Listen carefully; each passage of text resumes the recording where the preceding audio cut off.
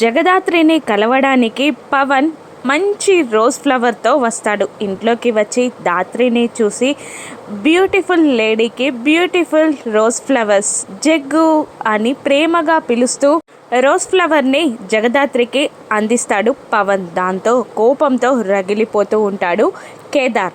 చుట్టూ ఉన్న వాళ్ళు కామెడీగా చూస్తూ ఉంటారు. ఇక పవన్ ఇలా అంటూ ఉంటాడు దాత్రిని, జగ్గు ఫస్ట్ మీటింగ్లో కూడా మన ఇద్దరం ప్రైవేట్గా మాట్లాడలేదు, అలా ప్రైవేట్గా మాట్లాడుకుందాం పదా అని అంటూ ఉండగా జగదాత్రి సైలెంట్గా ఉండిపోతుంది. రాజగ్గు అంటూ మళ్ళీ జగదాత్రి చేయిని పట్టుకొని లాక్కెళ్ళబోతూ ఉంటాడు పవన్.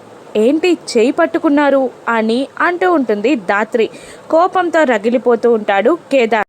రాజగ్గు అని తీసుకెళ్తూ ఉండగా ఒక్కసారిగా చేయి విదిలిస్తుంది దాత్రి. దాంతో పవన్ కింద పడిపోతాడు. అమ్మా అయ్యా అని మూలుగుతూ ఉంటాడు. అప్పుడు వైజయంతి ముందుకు వచ్చి, అయ్యయ్యో చెట్టంత మనిషిని అలా కింద పడేశావేంటి, అయినా నీకు అంత బలం ఎక్కడిది అని వైజయంతి జగదాత్రిని అడుగుతూ ఉండగా అప్పుడే అక్కడికి వచ్చిన మేఘన ఎంతైనా పోలీస్ ఆఫీసర్ కదా, ఆ మాత్రం లేకుంటే ఎలా అని మేఘన అనగానే జగదాత్రి కేదార్ షాక్ అవుతారు నిజం బయటపడినందుకు. అప్పుడు యువరాజ్ షాకింగ్గా, ఏంటి జగదాత్రి పోలీస్ ఆఫీసరా అని షాకింగ్గా అడుగుతూ ఉంటాడు. అప్పుడు అయ్యో అన్నట్టు తల బాదుకుంటూ ఉంటుంది మేఘన.